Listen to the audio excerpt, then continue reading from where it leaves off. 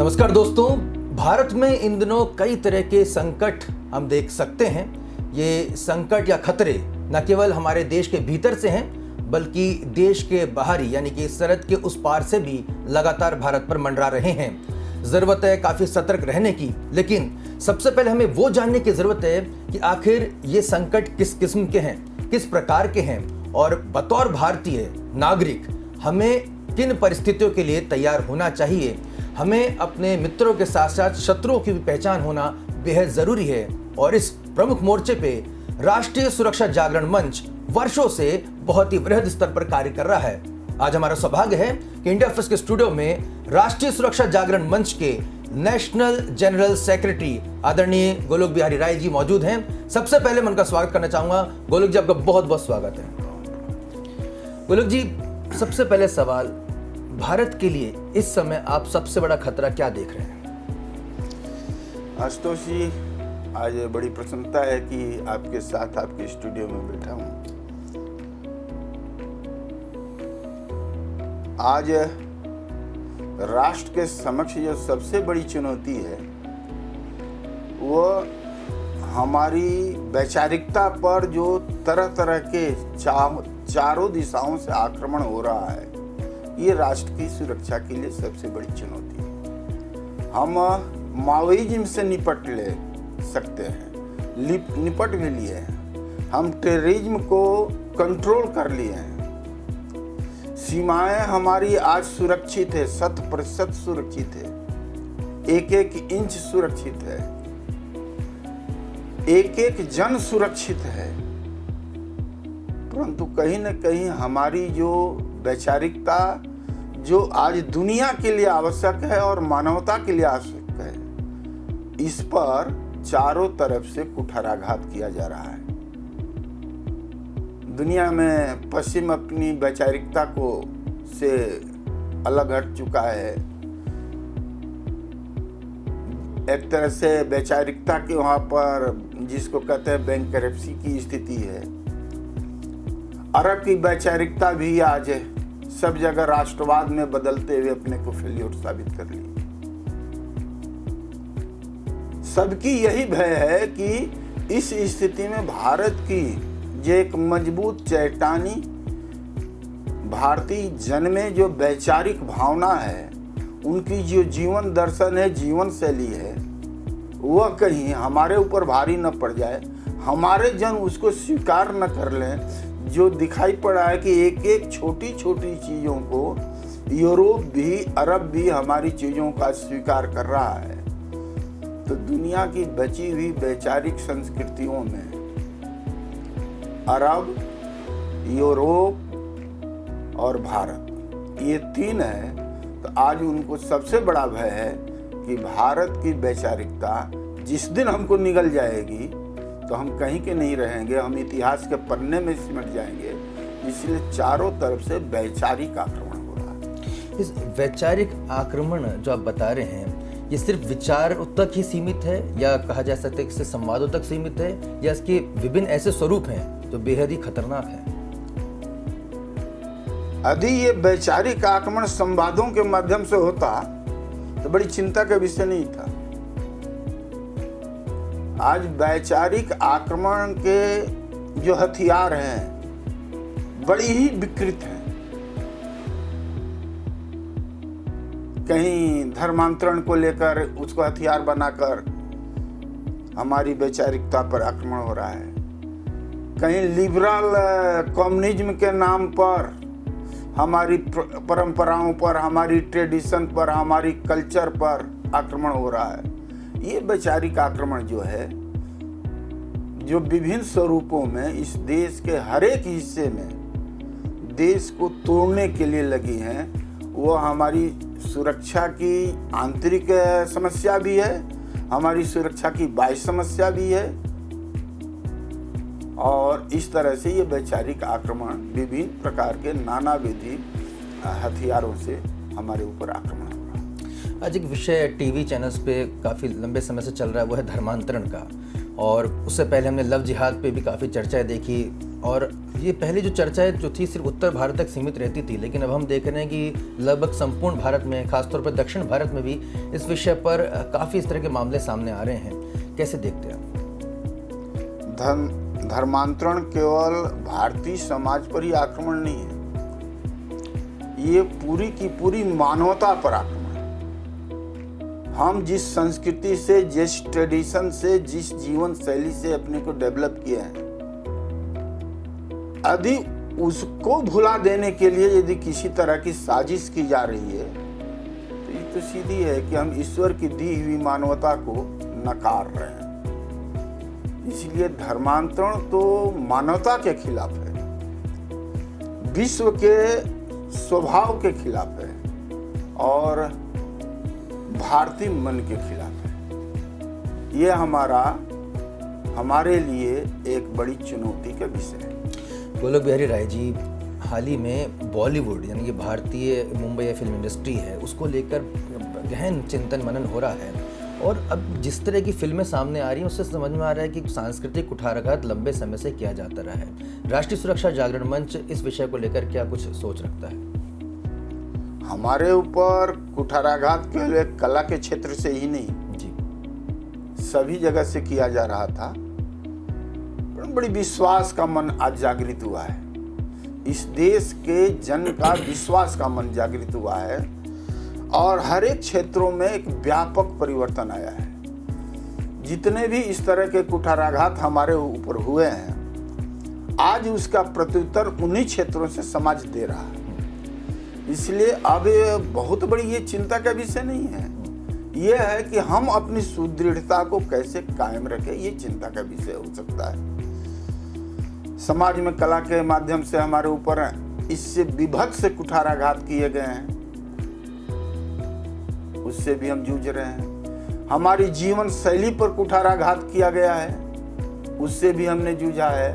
आज तो हमारी जीवन शैली को स्वीकार करने वाले देश के अंदर, देश के बाहर सब तरह के लोग आ चुके हैं और हमने विश्व के अंदर एक संदेश दिया है कि भारतीय जीवन शैली दुनिया की एक श्रेष्ठ जीवन शैली है, जो समाज के हित में भी है, व्यक्ति के हित में भी है और विश्व के हित में भी है। इसलिए कोरोना के अंदर हमने, देश के प्रधानमंत्री ने जब काढ़े का आह्वान किया तो पूरा विश्व भारतीय मन पर विश्वास करके काढ़ा पी लिया और कोरोना से लड़ लिया। अपने को स्वस्थ रखने के लिए जो अभी तक हम विभिन्न तरह की दवाओं से पर आधारित थे, उसके माध्यम से हम रोग ठीक भी करते थे, 4 रोग खरीद भी लेते थे। आज पूरा विश्व योग के माध्यम से अपने स्वास्थ्य की चिंता करना शुरू कर दिया और कोई 1-2 देश नहीं, 1-2 लोग नहीं, एक समाज नहीं, विश्व में जितने भी प्रकार के समाज है, सभी समाजों ने योग करना स्वीकार कर लिया।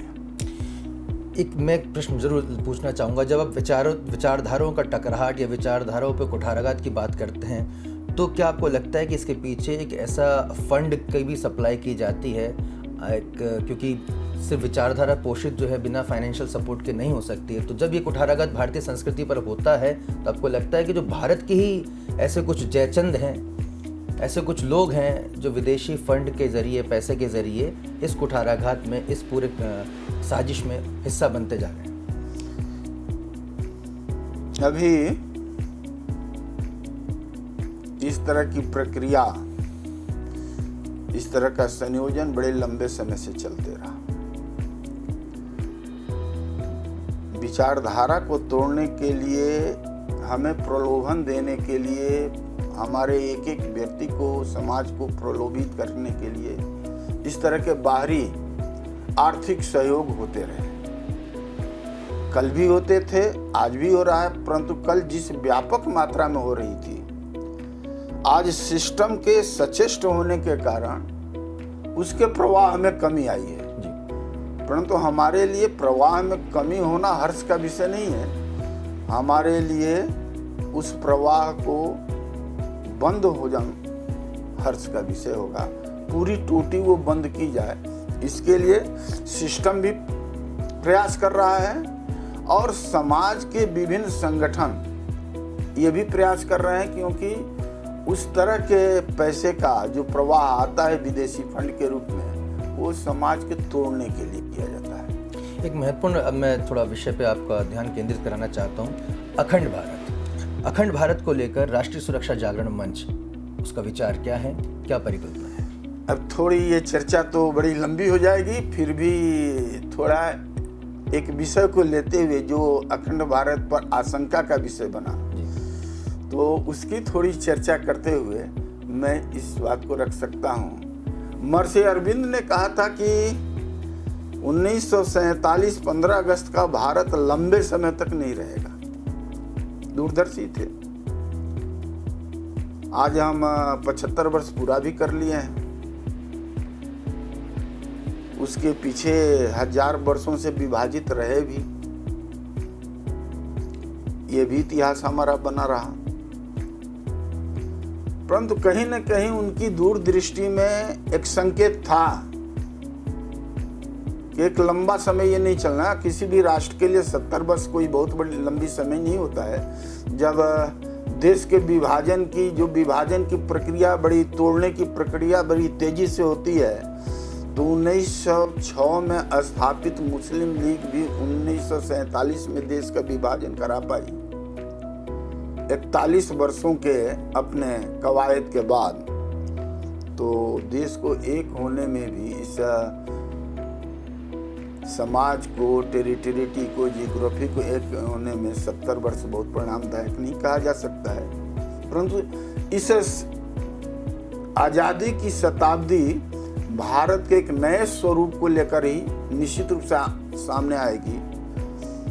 आज जिस विभाजन की स्थिति में हम थे 47 में, तो दिखाई पड़ा कि नहीं, बांग्लादेश एक भाषाई आधार पर, लिंग्विस्टिक आधार पर, उस समय लिंग्विस्टिक आधार पर बंगाल, बांग्लादेश, बलूचिस्तान और सिंध, 3 ने अपनी अंगड़ाई ली थी।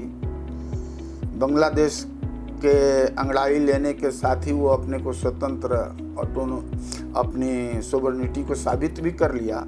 2 देश, बलूचिस्तान और जियो सिंध पर काफ़ी मिलिट्री का दबाव बना, इसलिए वो आंदोलन थोड़ा सा ठंडे में दिख गया था। परंतु आज विगत 15-20 वर्षों से ये आंदोलन फिर अपनी पूरी अंगड़ाई के साथ सामने आ चुका है। और बलूचिस्तान, जियो सिंध, वज़ीरिस्तान, शारदा पीठ, सराइकी क्षेत्र, ये सारे जो है अपनी सोवरेनिटी के आधार पर और अपनी भाषाई आधार पर, अपने ट्रेडिशन के आधार पर, अपनी अस्मिता के आधार पर ये लिबर्टी के लिए संघर्ष कर रहे हैं। बड़ी तीव्र संघर्ष हो रहा है। और पाकिस्तान का एक बहुत बड़ा चिंतक, जो तो अब शायद स्वर्गवासी हो चुके होंगे, डॉक्टर असरार अहमद, उन्होंने तो इतने व्यथित होकर उन्होंने एक भविष्यवाणी भी की है कि पाकिस्तान जो है 2027 में पाकिस्तान नहीं रहेगा। ये डॉक्टर असरार अहमद की भविष्यवाणी है, मेरी नहीं। परंतु इन सारे परिदृश्यों को देखकर लगता है कि ये सारी अस्मिताएं जो अपनी पहचान की लड़ाई लड़ रही हैं, ये 2032 तक अपने को एक अपनी संप्रभुता को प्राप्त कर सकती हैं। और आज का जो भारत है और ये सारी नई संप्रभुता प्राप्त जो अस्मिताएं होगी, एक परिसंघ के रूप में अपने को कायम कर सकती है। व्यापार के लिए, मुद्रा प्रचलन के लिए, अपनी क्षेत्रीय रीजनल सिक्योरिटी के लिए। यदि 34 देश यूरोपीय यूनियन का यदि अपनी सुरक्षा, अपना ट्रेड और अपनी मुद्रा प्रचलन के लिए एक हो सकता है, बॉर्डरलेस हो सकता है, तो ये भी पूरा क्षेत्र भारतीय परिसंघ के रूप में एक नई मुद्रा परिचालन के साथ, अपनी एक नई वैदेशिक और आर्थिक नीति के साथ एक हो सकता है, एक स्वभाव में आ सकता है।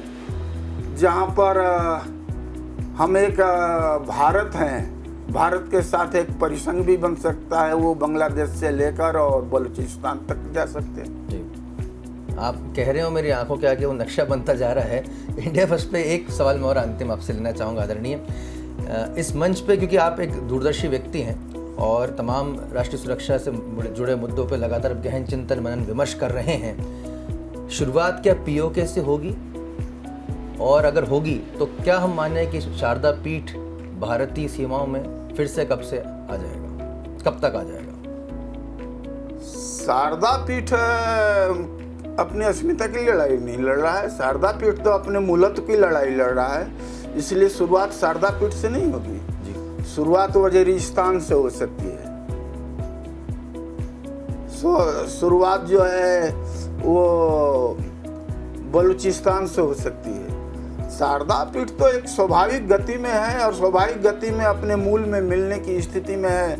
आज न मिलेगा 2 वर्ष बाद मिलेगा, मिलने वाला है, इसकी चिंता नहीं करनी। शारदा पीठ अपनी है। जितनी सहजता से आप ये इंटरनेशनल इश्यूज पर अपनी बात रख रहे हैं और जो गंभीर चिंतन मैं आपका देख पा रहा हूँ, निश्चित तौर पर प्रत्येक भारतीय उसमें गर्व करना चाहिए, गौरव महसूस करना चाहिए कि अगर आज भारत अपने पुनः उसी स्थिति में आने के लिए तैयार है जहाँ पे जिसे हम अखंड भारत की परिकल्पना कहते हैं, तो निश्चित तौर पर यह हमारे लिए बेहद ही गर्व का और गौरव का विषय होगा। आदरणीय, एक आखिरी सवाल, क्योंकि मैं बार बार अंतिम सवाल बोल रहा हूँ लेकिन आपके साथ बैठा हूँ तो जिज्ञासा का जो झरना बह चला है उसे रोक नहीं पा रहा हूँ।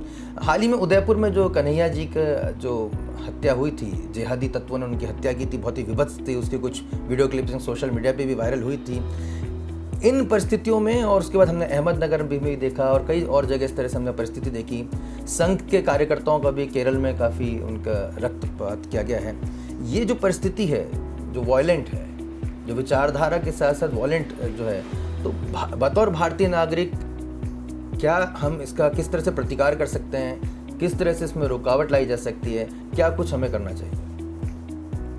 समस्या कट्टरता की, समस्या रिलीजन की नहीं। हमारी कट्टरता जो है ज्यादा न पनपे, कैसे कम हो, इसलिए इसके लिए पूरा सिस्टम, पूरा समाज दायित्व है। जहां पर किसी एक सम्मान असम्मान की बात पर इस तरह के सिर धड़ से रख करने की बात की जा रही है, इसका निर्णय कौन करेगा? ये शिवलिंग है कि फवारा है? फवारा कहकर बार बार अपमान करना, किसी को तो जवाबदेही लेनी पड़ेगी। इन फवारा कहने वाले, अपमान को खड़ा करने वाले लोगों की सोच, प्रवृत्ति और समाज के अंदर अशांति पैदा करने के लिए धृष्टता, इसका निर्णय कौन करेगा? देश की न्यायपालिका करेगी, देश का शासन करेगा, जनता की अग्रिम चेतना करेगी, या चिंता का विषय? क्या इसका हल कट्टरता हो सकता है? ये सोचने का विषय।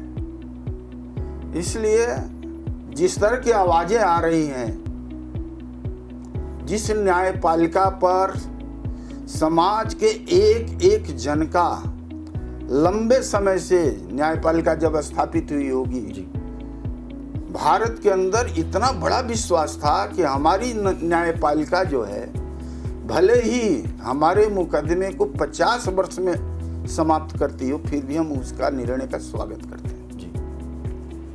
आज यदि वो न्यायपालिका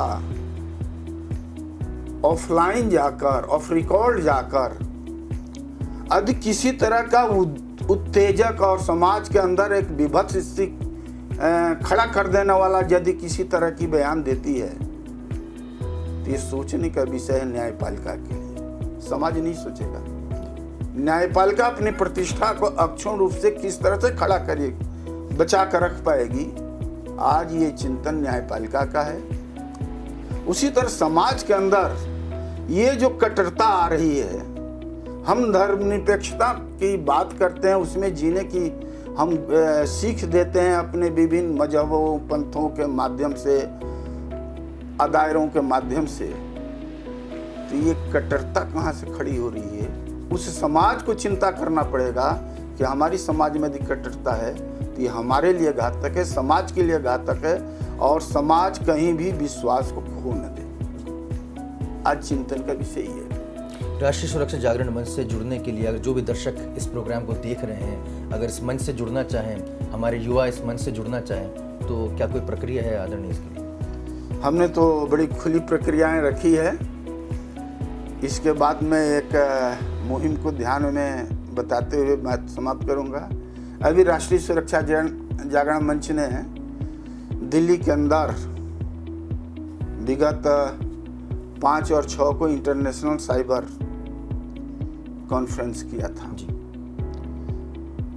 परंपरागत जो अभी तक हमारे संघर्ष की शैलियाँ थी कि हम कहीं जमीन पर लड़ते हैं, पानी में लड़ते हैं, आसमान में लड़ते हैं, आज एक नई शैली विकसित हो गई है। जो सबसे बड़ी शैली है वो है स्पेस में लड़ने की, जो साइबर कहलाता है।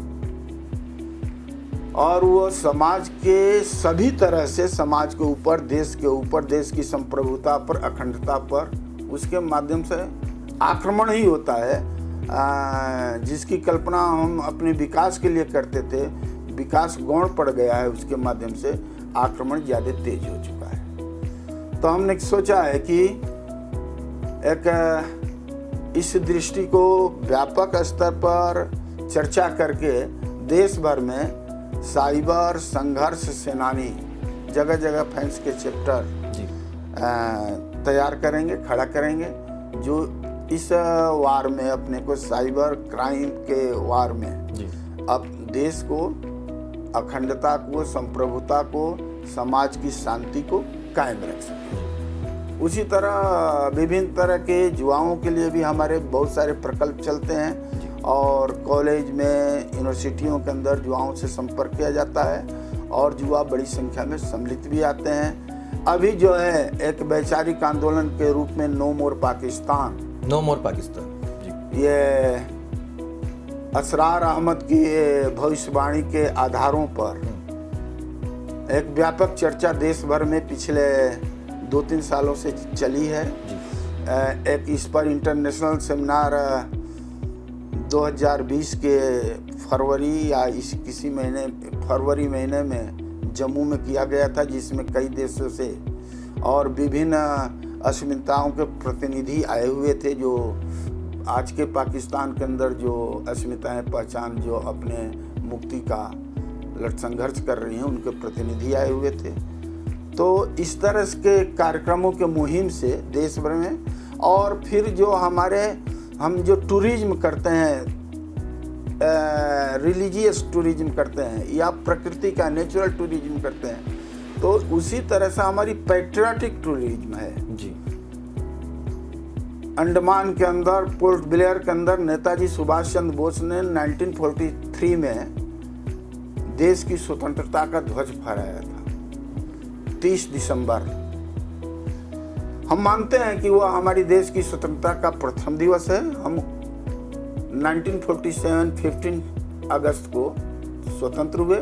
हमारी स्वतंत्रता की प्रथम दिवस से चलकर हम पूर्ण स्वतंत्र 1947 15 अगस्त को हो चुके हैं। तो इस तरह की जो पैट्रियाटिक टूरिज्म है, इसको भी हम बढ़ावा देते हैं, और संयोग है कि हमने बढ़ावा दिया और भारत सरकार ने भी इसको स्वीकार किया, और भारत के प्रधानमंत्री ने जाकर 30 दिसंबर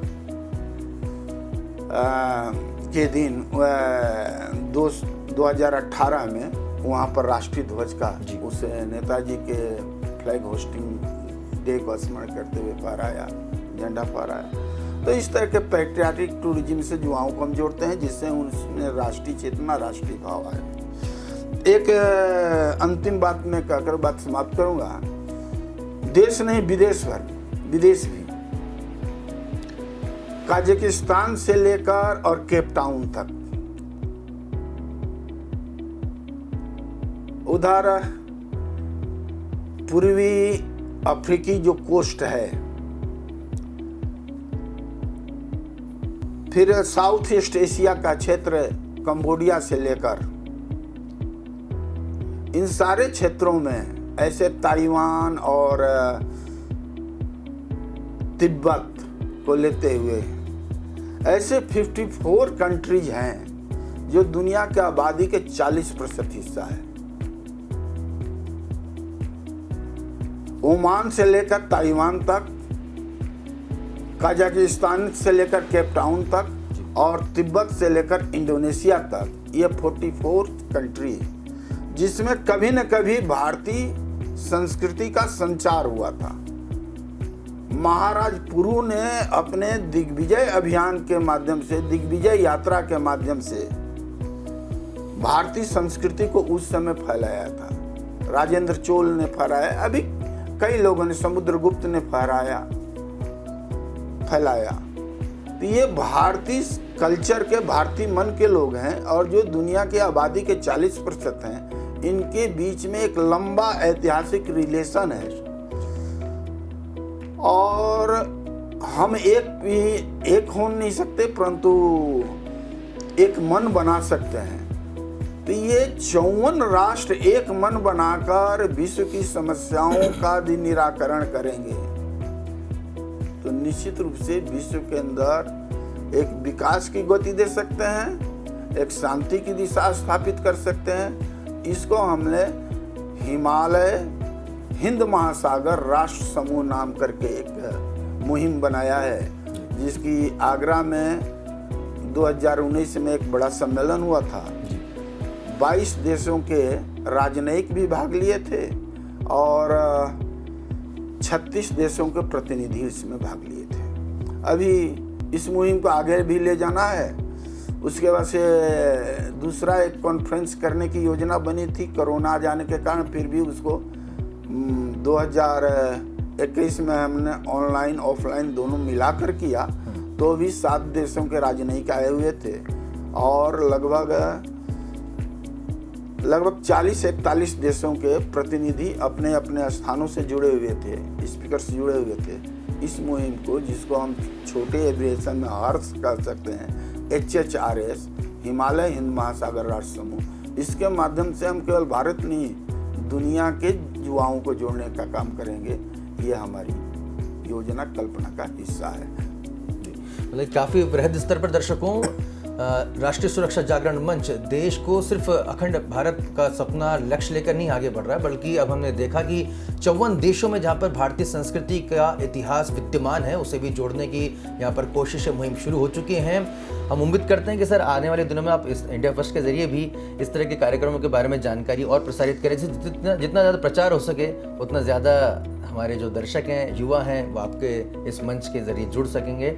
मैं चाहूँगा दर्शकों की राष्ट्रीय सुरक्षा जागरण मंच की वेबसाइट को भी आप विजिट करें, वहाँ पर भी आपको काफ़ी डिटेल्स मिल सकेंगी। काफ़ी बेहतरीन वेबसाइट तैयार की गई है। फैंस FANS ये एब्रीवेशन है, इसे भी आप इसे भी fansindia.com के नाम से भी इस वेबसाइट को विजिट कर सकते हैं। आप गूगल पे सर्च कर सकते हैं, काफ़ी डिटेल्स आपको मिलेगी और ये आपको कहीं ना कहीं एक एहसास होगा कि जो हम टीवी चैनल्स की रेगुलर डिबेट्स के अलावा जो नहीं देख पाते हैं, पर्दे के पीछे रहकर राष्ट्रीय सुरक्षा जागरण मंच जैसे कई ऐसे संगठन हैं जो कहीं ना कहीं धीरे धीरे ही सही, लेकिन बहुत ही सुदृढ़ता से, मजबूती के साथ देश को न केवल ताकत प्रदान कर रहे हैं, बल्कि देश के सीमाओं के बाहर भी भारतीय संस्कृति के प्रचार प्रसार में बहुत जी जान से जुटे हुए हैं। आपको ये कार्यक्रम कैसा लगा और आपको गोलोक दास जी से और क्या कुछ जानना चाहते हैं, वो हमें कमेंट्स के जरिए ज़रूर बताइएगा। हमें आपके कमेंट्स का बहुत इंतज़ार रहेगा। अगर आपको वीडियो पसंद आया तो इसे चैनल को लाइक और सब्सक्राइब ज़रूर करिएगा। फिलहाल अपने दोस्त आशुतोष को दीजिए इजाज़त। नमस्कार। आशुतोष जी को बहुत बहुत धन्यवाद। आशा है कि ये ओपन इंडिया फर्स्ट का सहयोग हमें ऐसे ही मिलता रहेगा और एक दूसरे के सहयोग से हम अपनी बातों को जन सम्मानित तक ले जाने में सफल भी होंगे। और सभी को नमस्कार। आशुतोष जी की दोस्ती के लिए नमस्कार। Thank you sir.